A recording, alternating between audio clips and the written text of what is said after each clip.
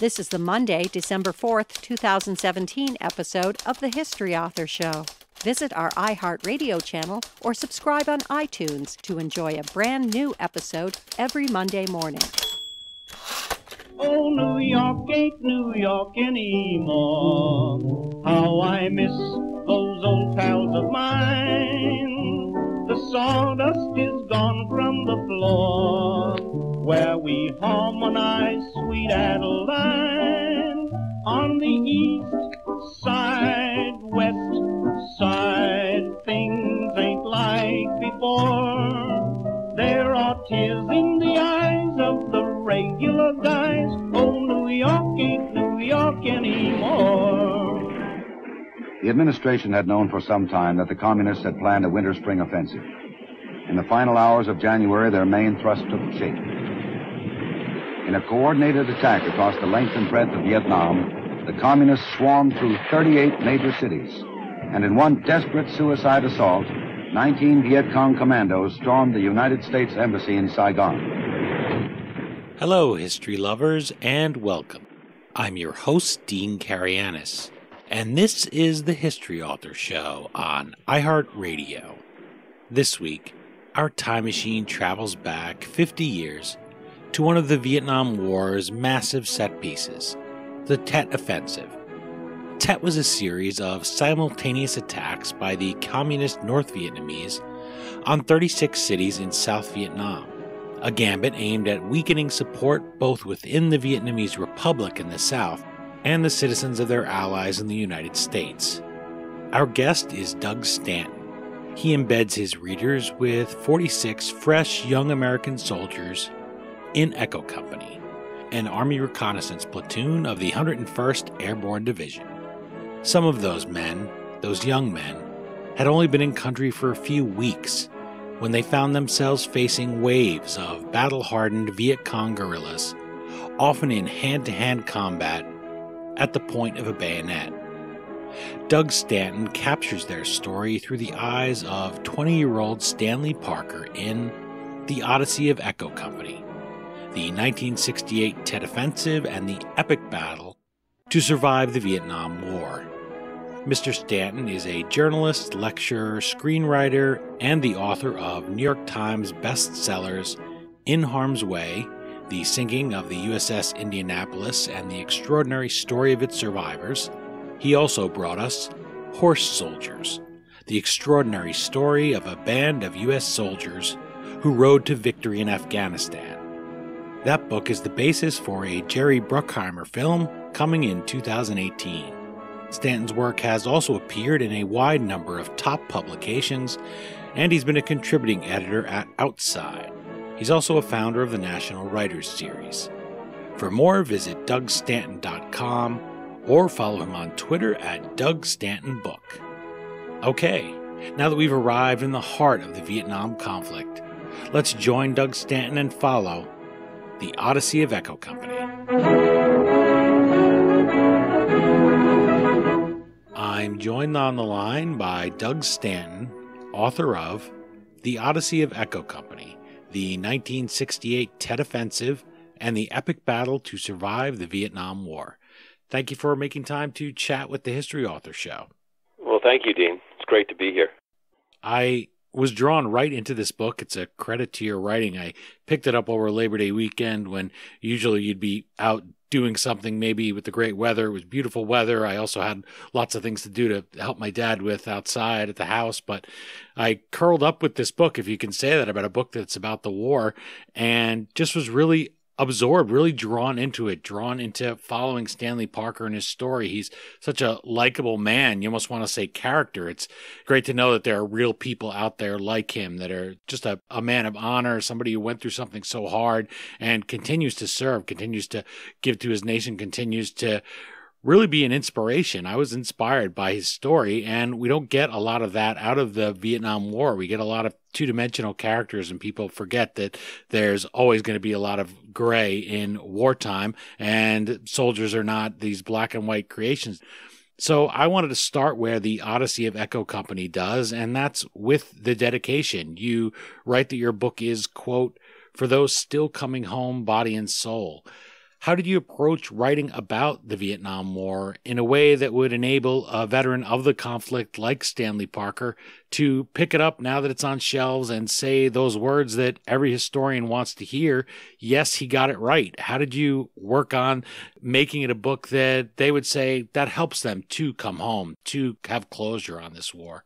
Yeah, that's an excellent question. It's just what I posed myself.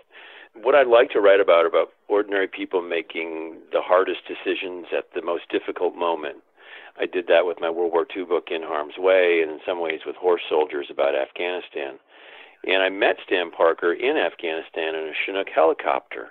I thought, who is this older soldier on the Bagram Air Base Strip, 50-plus years old, older than anybody?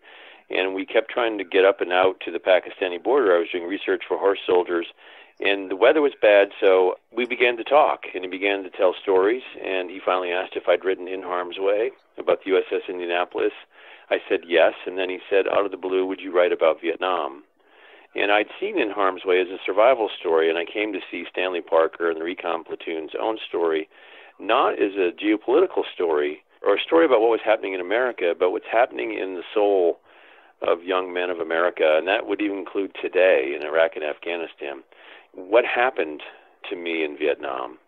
That's the question, basically, I think Stan posed to himself. And all those years later, we're in Afghanistan, and I asked him what the scariest part of being in Vietnam was, and he said, coming home, which also then told me that it wasn't a story ultimately about combat.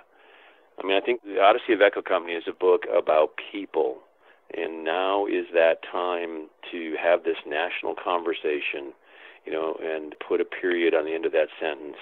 What happened to me in Vietnam? This is two generations ahead of me, so I was kind of answering those same questions for myself, too, but I wasn't fully aware of what was going on.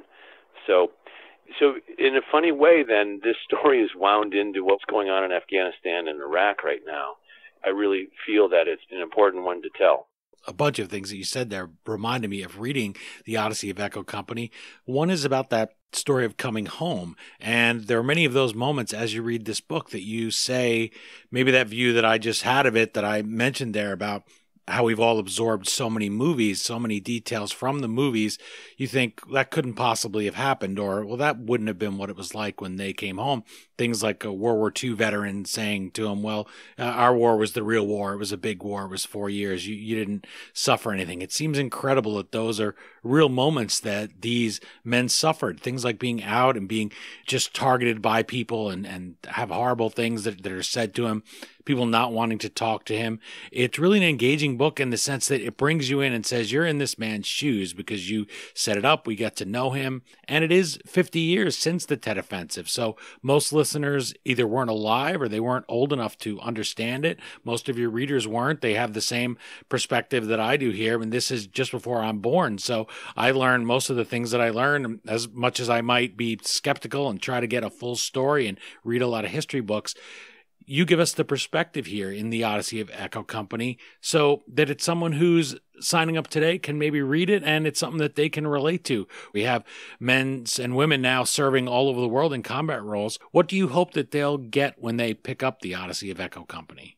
First of all, I hope that this book, if you set it in the middle of the kitchen table, I hope that it prompts discussion, as my other books have done, among families about just what your uncle, your grandfather, your father, your brother had gone through, and often the Vietnam veteran in particular hasn't spoken. I really think that the Vietnam War is our country's unfinished narrative. It really is a story in search of a period. I mean, you and I can talk about the Civil War and Korea, World War II. We can talk about Iraq and Afghanistan, but when we begin this conversation, really one of the first questions is, how do we even talk about Vietnam? And I think it's a tragedy that we haven't really engaged with this calamitous event, at which point, in many ways, the country cleaved into hawk and dove and left and right. We haven't engaged in it and come to an orderly sense of what it is we're going to think about it. We all think politically about this war, and that's true. There are lots of great books, but I really wanted to not write that book. I wanted to write the book that asked the question, how did the war make you feel? I'm not in the book to tell you how I felt about the war. And that's very different. My job as a writer, I think, is to be a witness, to be a listener. I think there's a power in storytelling. There's a power in just telling a story that's complex with no easy answers. We so often are driven to Google and other websites in our own kind of bubble to figure out, well, what should I think about that? Well, when you come to Vietnam, the reality is we kind of have a collective head scratch because we really don't know what to think about it. And at the same time, you ask me, well, what to tell people who weren't alive during Vietnam? The fact is they are alive during Vietnam because every person they meet who's 68, 70 years old, and they meet them at the grocery store, they see them at the checkout line, those people are thinking about Vietnam.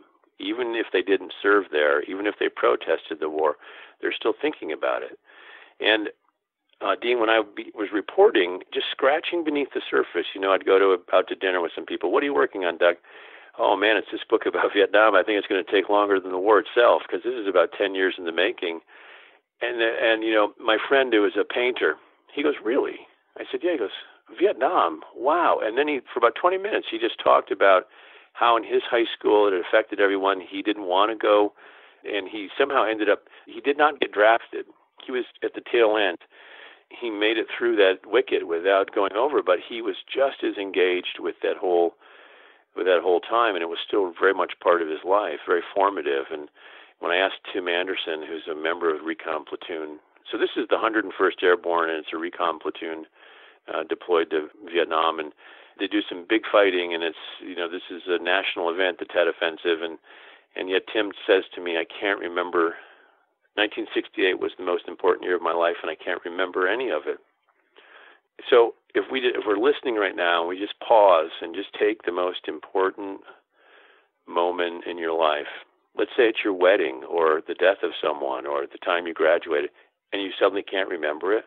I mean, you've just lost a part of your soul, and you lost a part of your personal history. And I think now is an inflection point. Right now, as we're talking with these vets becoming 70, which is the age that the World War II vets started talking back in 1990, 95, we're at that point. It's time for them to look back. The door is open.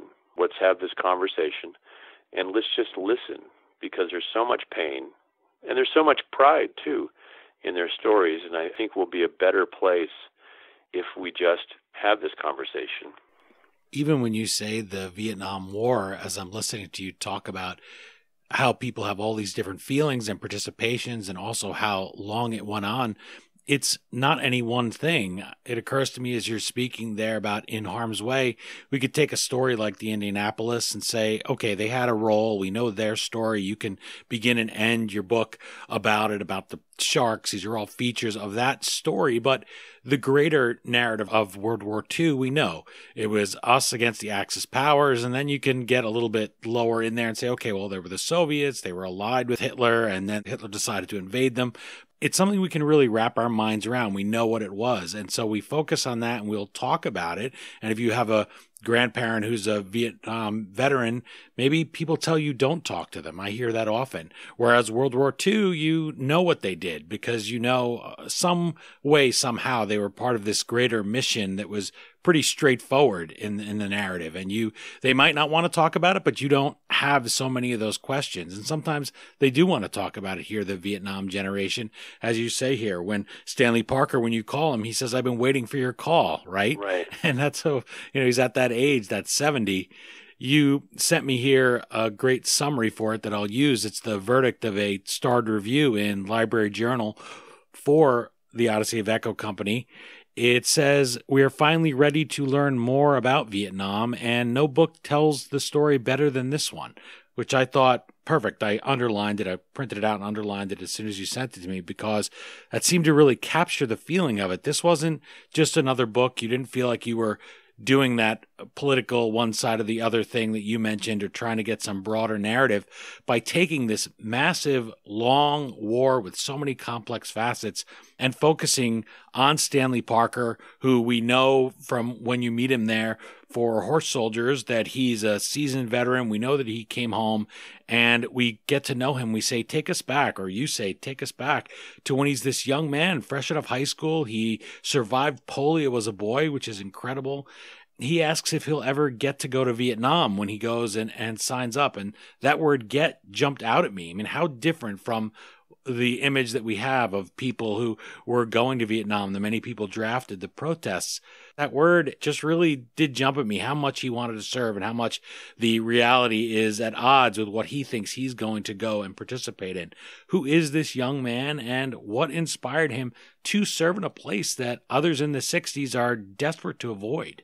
Right. Well, remember, so Stan Parker and this generation, they're sons and daughters of World War II.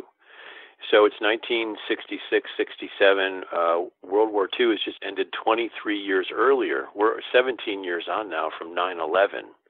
You think of it that way, you realize how close the World War II experience is to young men like Stan Parker. Stan is the son of an iron worker in Gary, Indiana. He is your uncle, he is your father, and he's the young boy in the convertible listening to music, driving around Gary, drinking milkshakes, wondering what in the world it holds for him when he graduates from high school.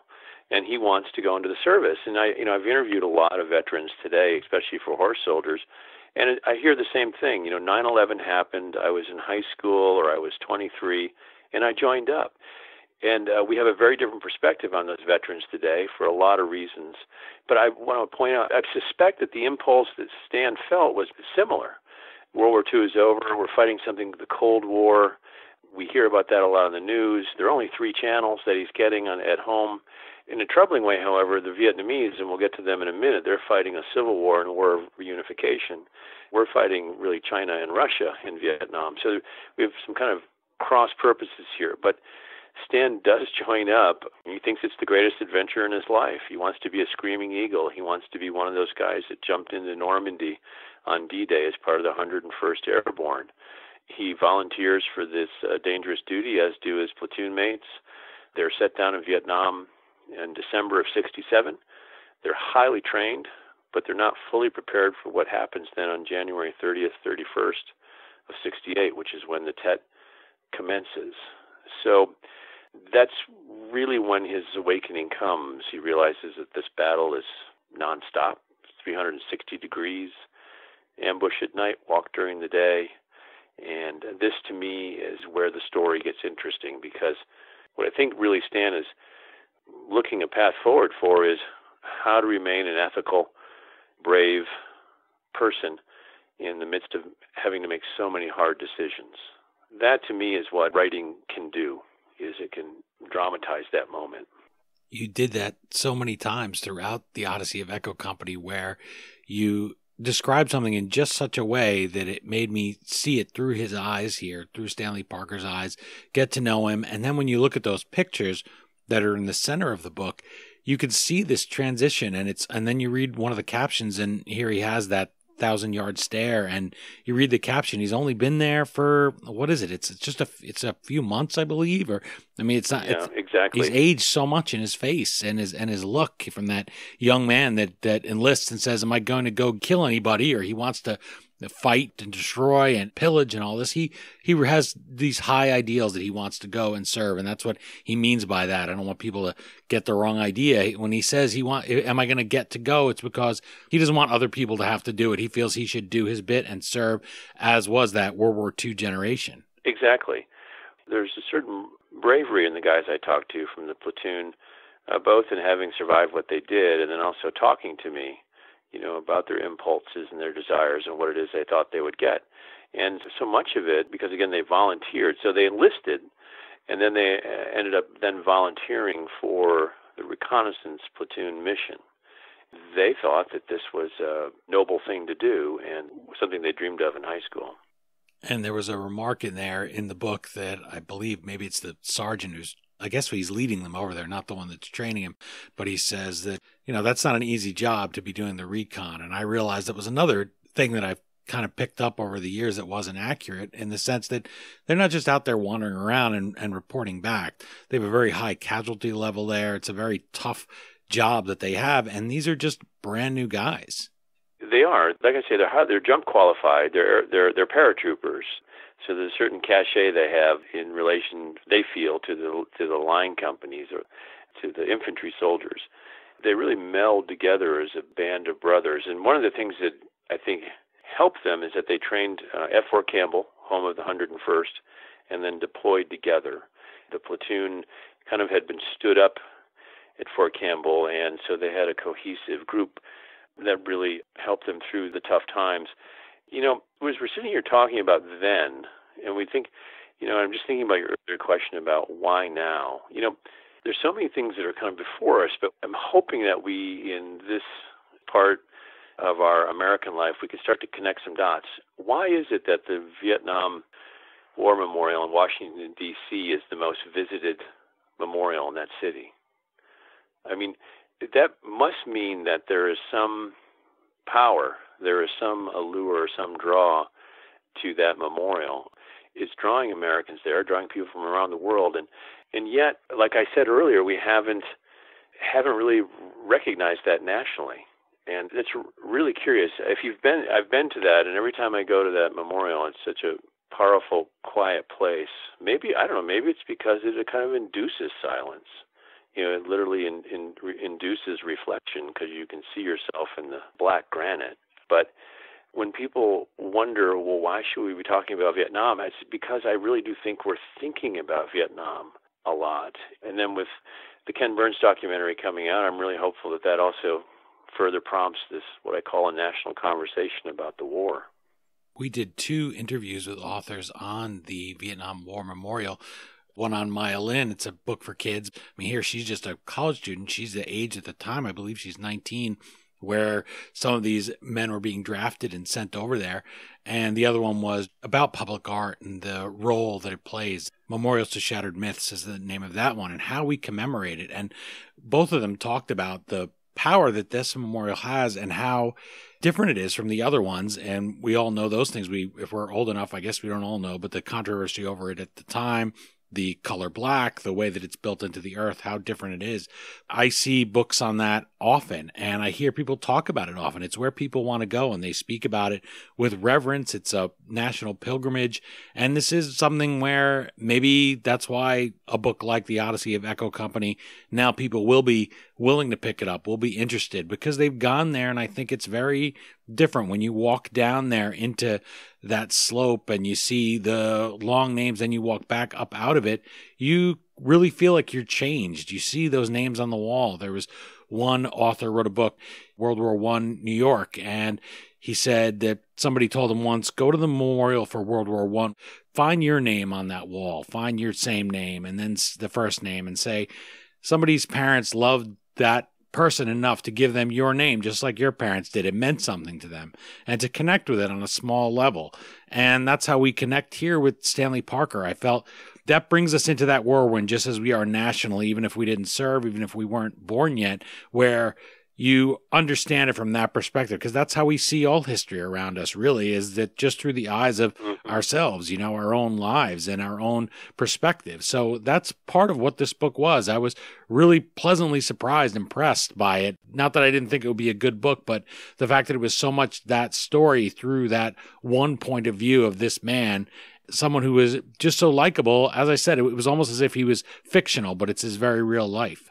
Yeah, Stanley Parker has lived a very interesting life. First as kind of an itinerant person, younger. That is, his father traveled around the country, from job site to job site. It was a loving home, good relationship with his parents. But he really grew up, I think, in America. He grew up around in America, and that in some ways makes him an open and curious person. And you're right. I found this with In Harm's Way and Horse Soldiers. There are dozens, hundreds of great stories in the city that you could tell about Vietnam. I happened to meet Stan Parker in a helicopter in Afghanistan and was drawn to his, as he told me, his sense of wanting to figure out what had happened. And because of the nature of this war, being a guerrilla war, that is no front line that we can identify, and attacks happening asymmetrically, I think that's also created in some veterans a sense of disorder, like, well, when did that happen? When did this happen? And some of the platoon together and did our oral histories and talked. And you could see the story taking shape. You know, Tim Anderson's strand of the story would be joined with Tom Souls, who would join with Paul Sedano, and so on. And that is fascinating to me, and this is why one-on-one, the human interaction, the act of storytelling, it can be a healing, binding act. And it's so separate from the geopolitical act of the combat itself. So that's why I set out to write the book.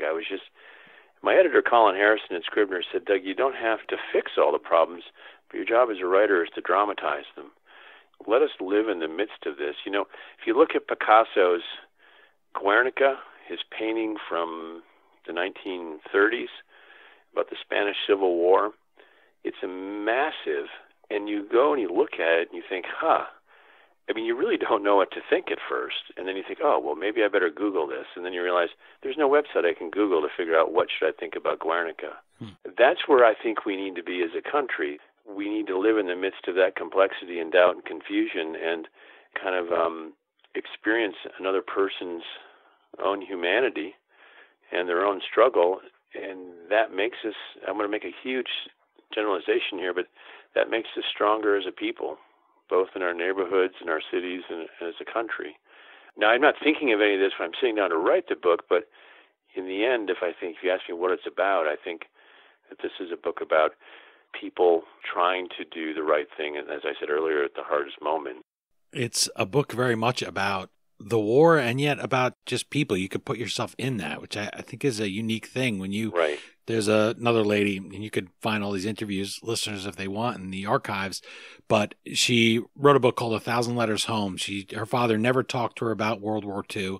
Then he passes away on Memorial Day, and she goes up, opens his army trunk, and here are all the letters he wrote back and forth with, she says, spoiler alert, they got married and had me. And she said, he always said, maybe someday I'll talk about it. She goes and she does presentations, and she says, people will tell me, they told me from when I was very young, never ask Dad about Vietnam, or never ask your uncle, your grandfather, as the generations have gone. And I've done other books, and they'll tell these stories.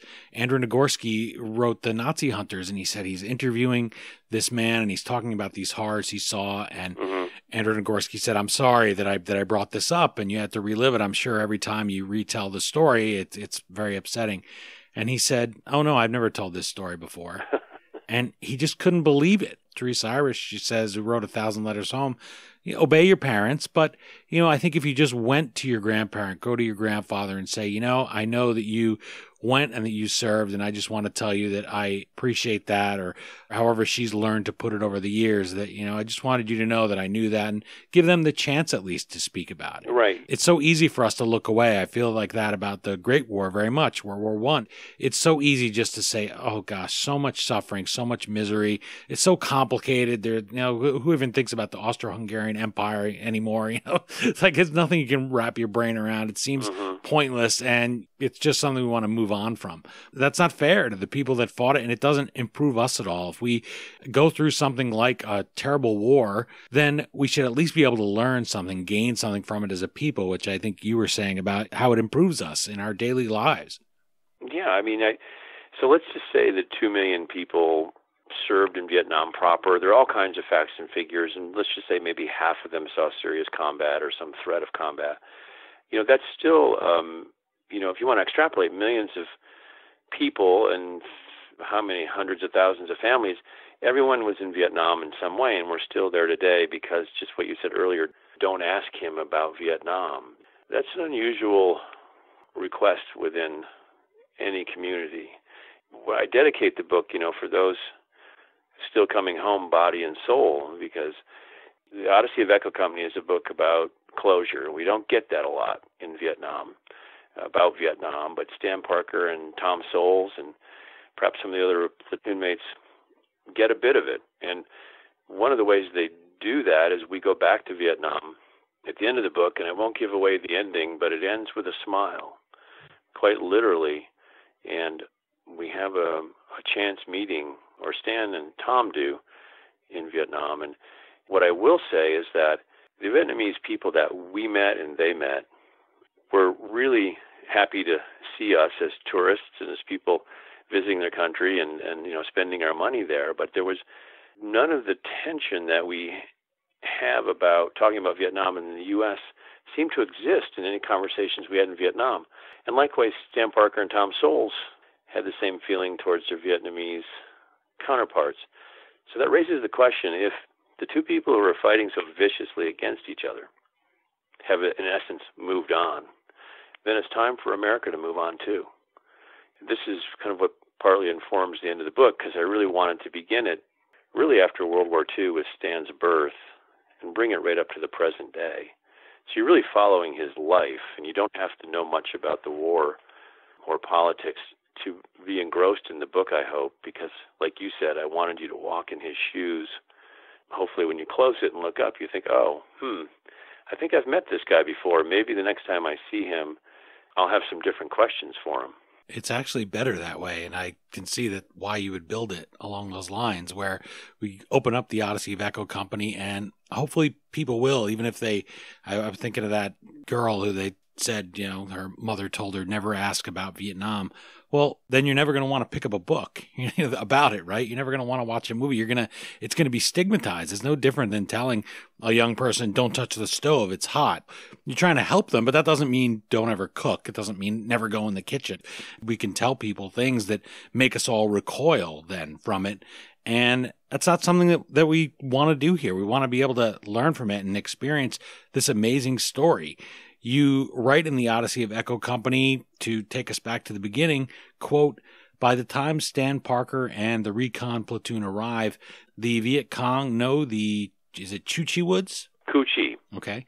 The Viet Cong know the Cu Chi Woods as intimately as Tom Sawyer knew the caves of Hannibal, Missouri. Who are these men that are fighting on the other side that we also have this dark, blurry vision of in the shadows and maybe don't ever ask about?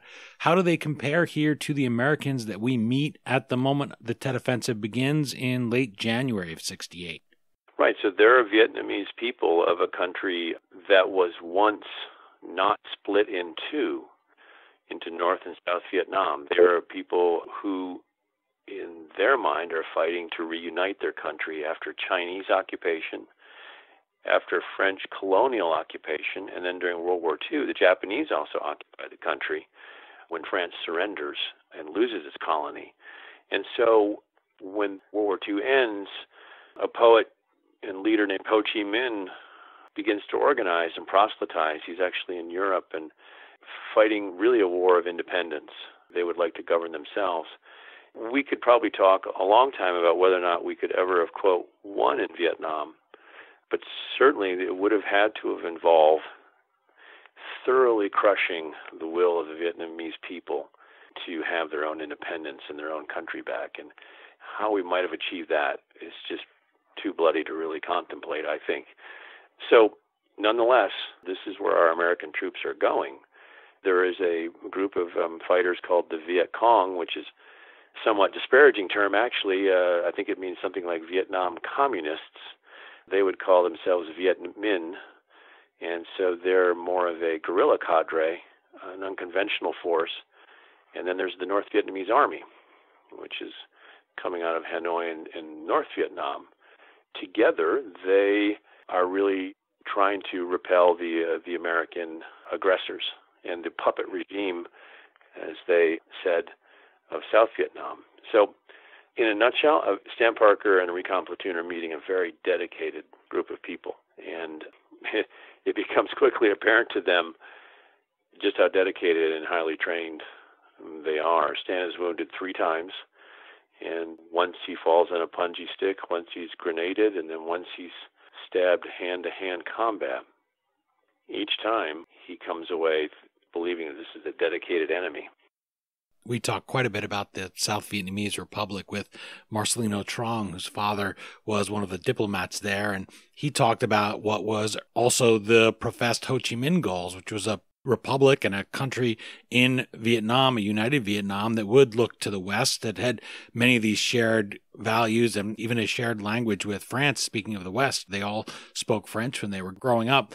And I don't know what it means exactly that this book, The Odyssey of Echo Company, is making me think back to so many others on various wars and various times in the memorial, maybe because it does have such a massive scope.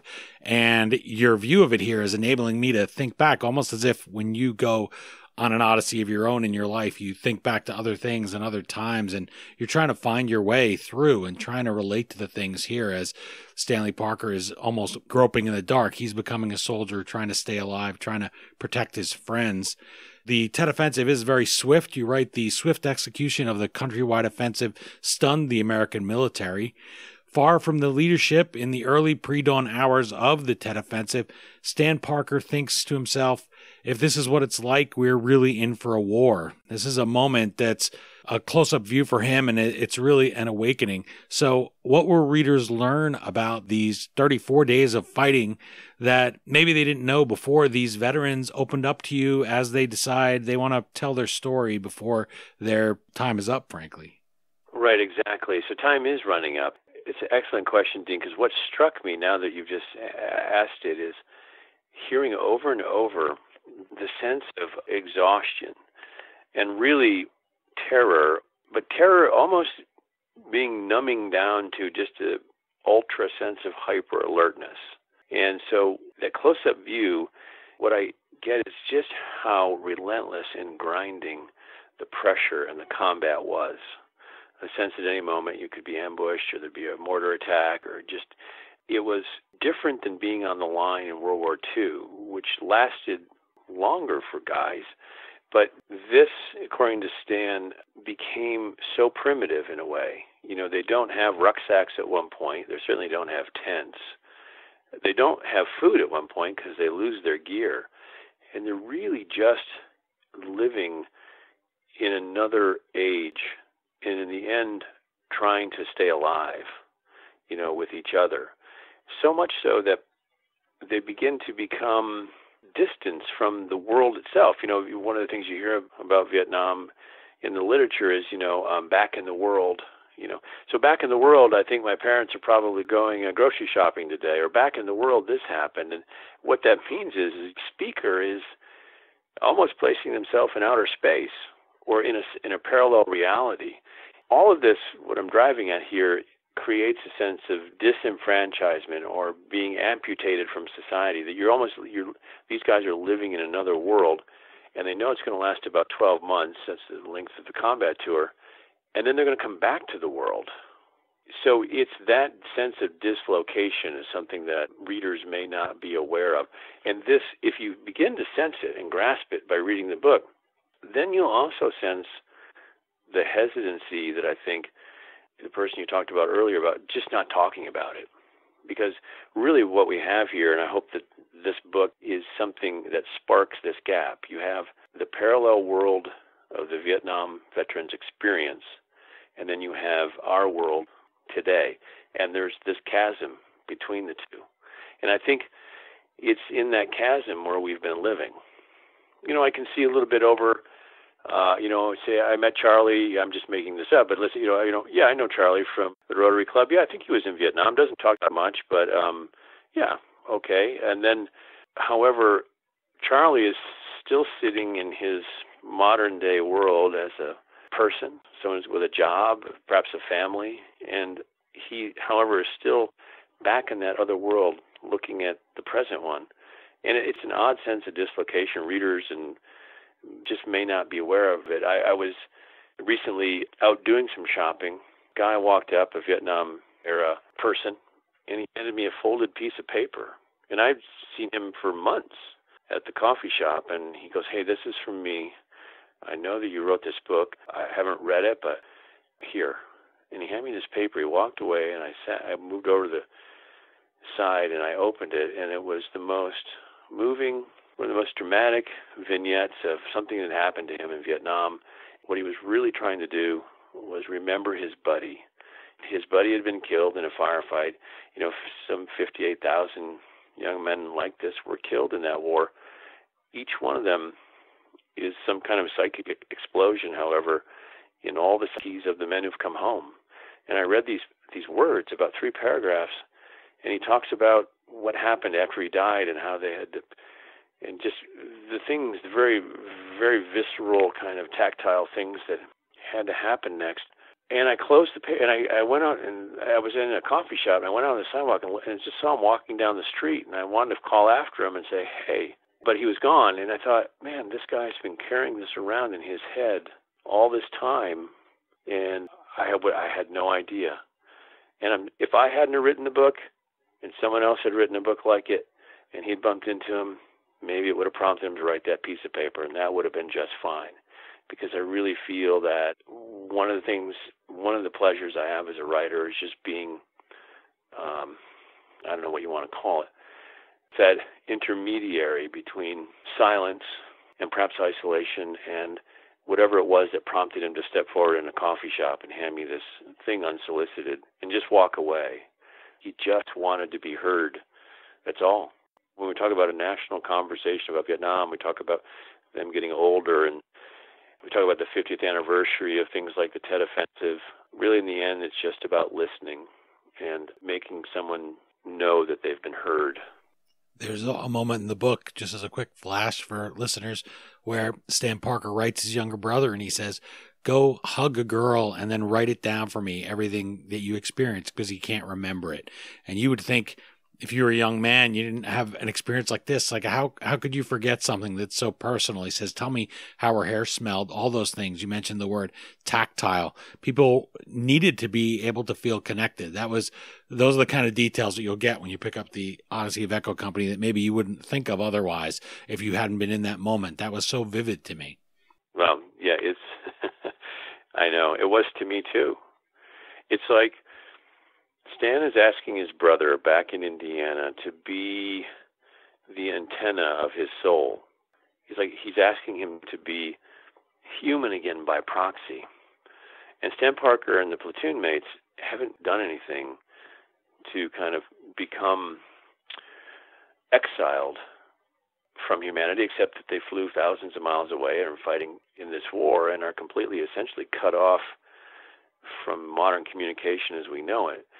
So the book is called The Odyssey of Echo Company because I really wanted to trace that journey. And, as I was writing, I thought, what is this book about? I mean, why?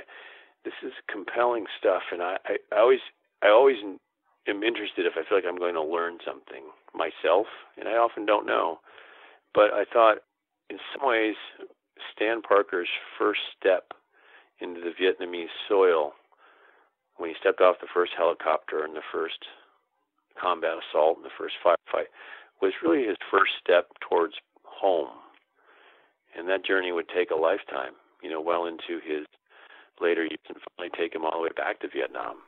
We're speaking with Doug Stanton about his latest book, The Odyssey of Echo Company, the 1968 Tet Offensive and the epic battle to survive the Vietnam War. You can visit him at DougStanton.com or follow him on Twitter at DougStantonBook. Kirkus Review writes of the Odyssey of Echo Company, quote, an admiring history of men who fought in the Vietnam War.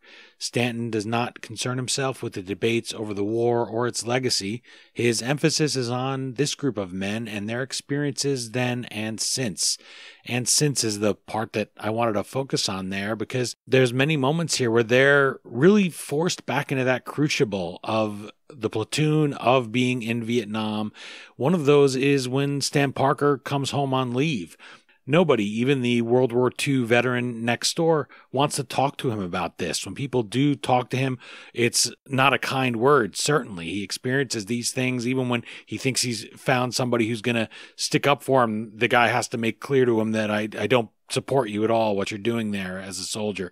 This has to only harden the reticence of these men to speak about this. And these are the men you needed to interview. So you needed to break this 50 years here of being told, we really don't want to hear about it. Very similar to these children being told, don't ever ask about Vietnam. They've just trained themselves. They've been beaten down. They know that outside those guys maybe that they served with, that there's no one they can speak to, even at the VFW halls. There's an episode of King of the Hill of all things where the World War II veterans and the Vietnam veterans come to some accommodation with each other. They come to understand. And one of the World War II veterans says, I understand. I haven't slept in years. I wanted to know, how did you get these men to open up to you? How do you make sure you don't shut them down? How do you explain to them that I'm not like one of these people maybe that they've come to expect in a journalist, but I'm somebody that you can trust. I really want to get your story so that you can help them come home.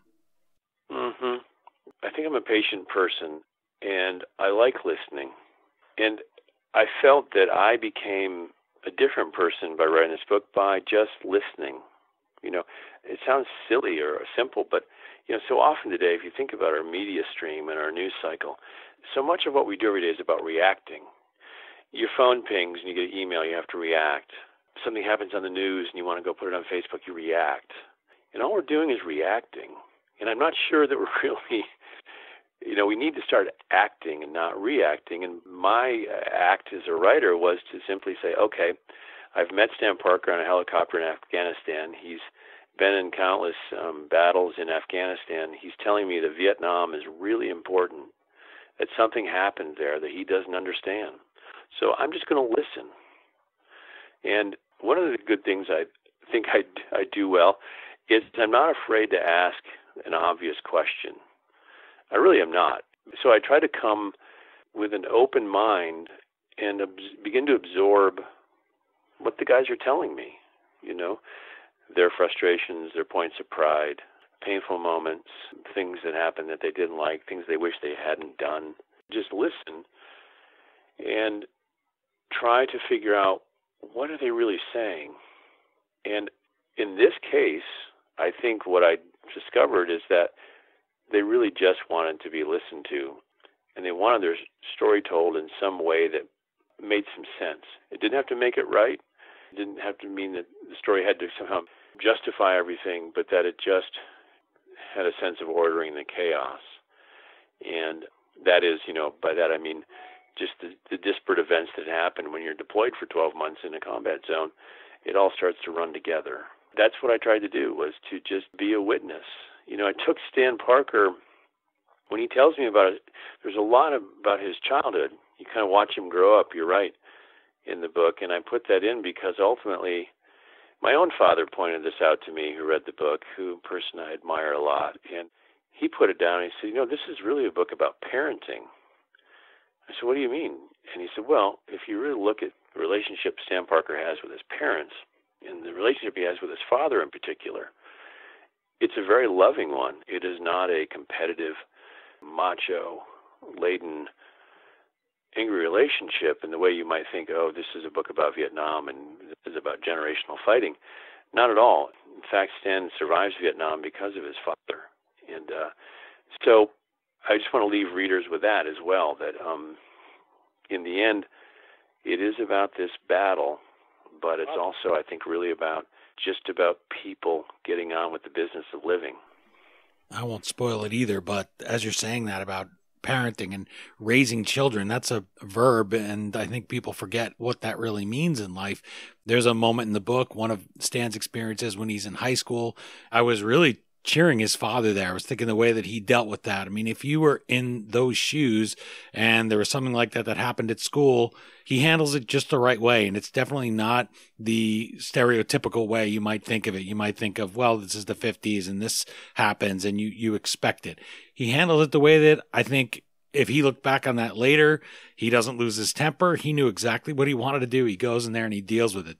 That's not one of the ones that's in combat, but there are many of those. And I know when I've spoken to veterans, it can get pretty intense. There was a fellow I'd seen a few times at the local bar that I go to and watch sports, and I'd seen him a few times, and he'd mentioned that he served, I guess. I don't know exactly how we got on the topic, and it was during the Super Bowl. Mm-hmm. And so we sat with him. He was there alone, so we kind of invited him into our group. I didn't ignore him or anything. And then my wife stepped outside with a friend of ours who was another woman, and he just started telling me what happened. And he said that I couldn't protect these young men that were under me at the time. I was only 22. What were they making me a lieutenant for? And boy, it was really hair-raising stuff. In fact, my wife came in just still in the boisterous mood of the Super Bowl, and I said, just give me a minute. And she understood by the look on my face. I just needed to let this guy speak. And I've seen him since there, and this hasn't come up, but it was very emotional for me. And I'm thinking, something that I ask often authors is, when you confront that task as an author, when you're hearing these things, people are downloading these dark details, this suffering, things like getting past that note. What do you do when you're living in the midst of that to give yourself a little separation so that you and your wife can go to dinner, so you're not always carrying that with you so much? How do you deal with that? Well, I think it's a good question, because with, for instance, In Harm's Way, about the sinking of the Indianapolis, that also was a very emotional, wrenching story. And at one point, I even went out to Lake Michigan, near where I live, and tried to dog paddle at night in the dark, just to kind of assimilate or approximate the experience of these young men floating during World War II in the Philippine Sea. So I do go to a bit of a distance, but then I realized also that there needs to be some distance. And what I learned in this book is that you can, and this goes to, I think, why we've had this chasm between the Vietnam experience and our present-day experience, which, by the way, is so overloaded with geopolitical news. We have a lot to think about today. But my message is, you don't have to react. You don't have to fix this problem. So when you were in that bar and you heard that guy, I think ultimately you said, you know what, this is okay. What he really wants to do is just tell me, and he wants to see that I'm actually acknowledging what he is saying. But beyond that, I don't have to fix. It's not his problem, so to speak. And that's what I thought about these guys. They can tell me this stuff, and they're doing, and they trust me to do that.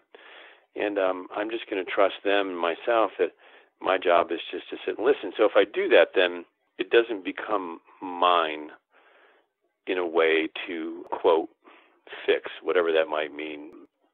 Now, there are some real things we could do for these veterans, such as taking them to the VA and working on their health care issues and so on and so forth. I'm not talking about that, but I mean, because Vietnam is so heavy, or in other words, because we have focused so much on the heaviness of Vietnam and the things that went wrong there, and has a sense of loss, we, I think, as citizens think, well, we got to do something about that.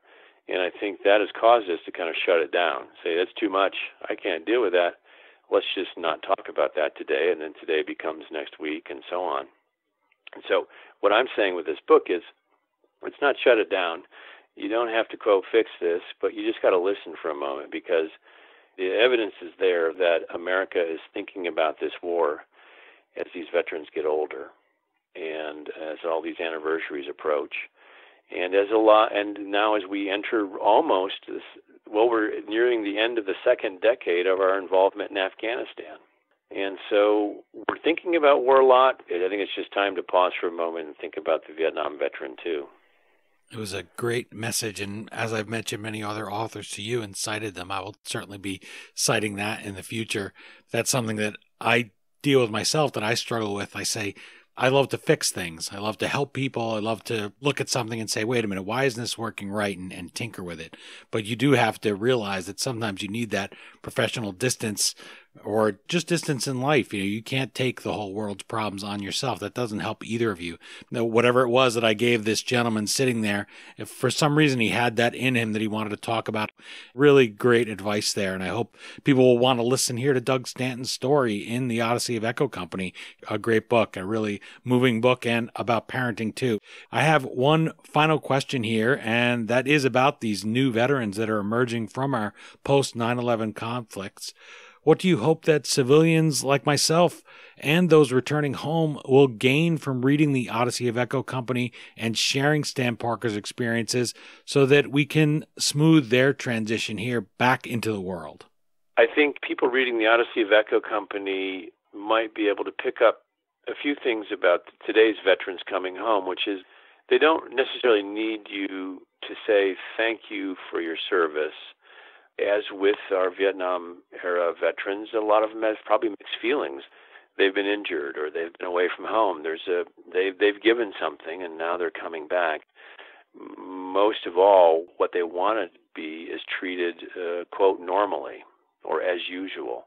And that's really what was missing with the return of many of the Vietnam veterans. Now, some of those coming back in the 60s and in the early 70s did have a warm homecoming. I've talked to some vets who have. It's not a uniform experience that it was negative all the way around.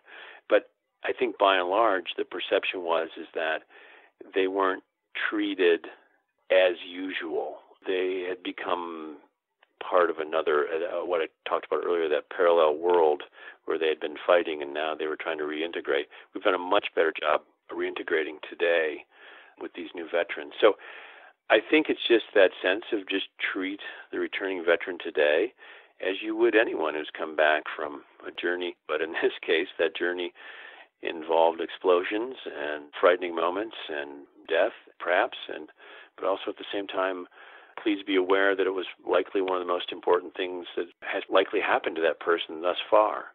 I found asking questions rather than saying, oh, great, okay, good, and moving on, you might ask questions, so where were you and how did it change you? Well, Doug Stanton, many authors, as that Library Journal review said, have hashed out the reasons for the Vietnam War. But if people want an on-the-ground view of young men caught up in it and trying to survive, as the subhead here says, the Odyssey of Echo Company is a book they'll really come to hold in high esteem, as I do. I hope people will act and not react and pick it up and try to work on themselves, work on their lives, work on how we deal with our veterans coming home, and it'll really inform our decisions in our lives.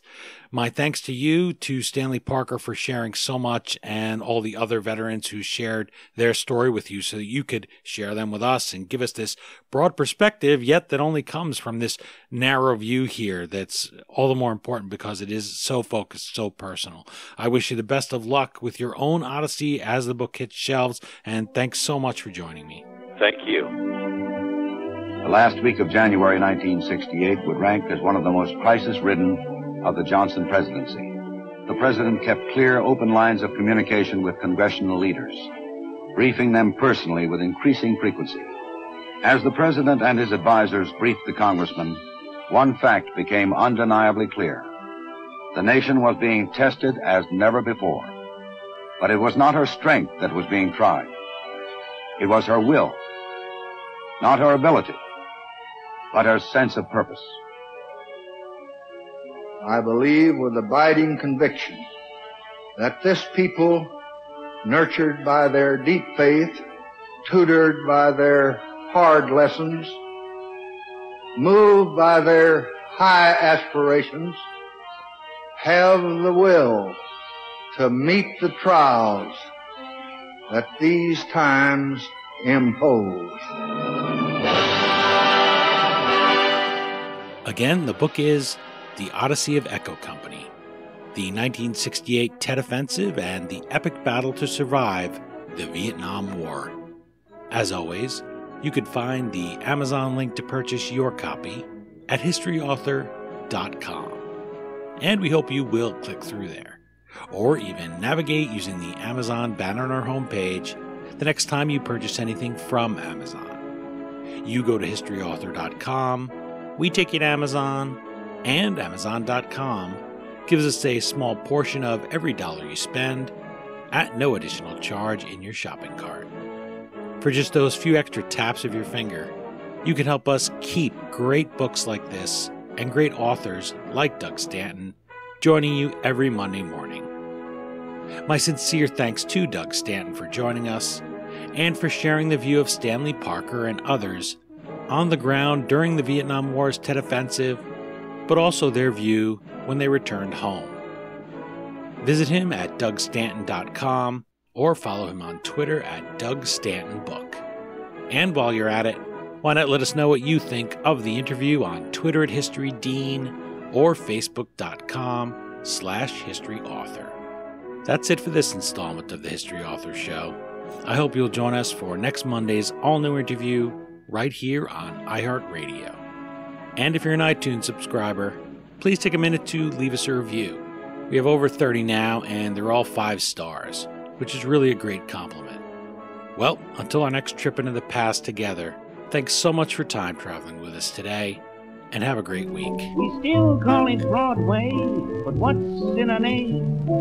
Take it from Georgie, it isn't the same. On the east side, west side, things ain't like before. There are tears in the eyes of the regular guys. Oh, New York ain't New York anymore.